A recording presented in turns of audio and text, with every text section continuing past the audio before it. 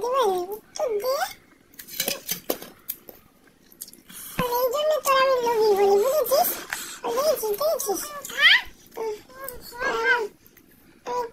একটুখানি একটু খাবো বলতেছি। এই তো ভালো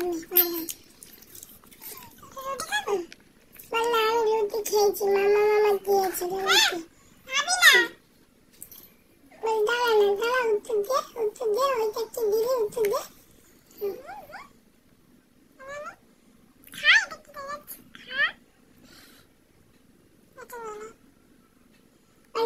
যা তুই তো খেতে পারছিস না, আমার একটু দিলে তার উত্তর খাওয়াটা একটু খেয়ে নিবো। দাঁড়া একটু ঘুরে আছে দিদি,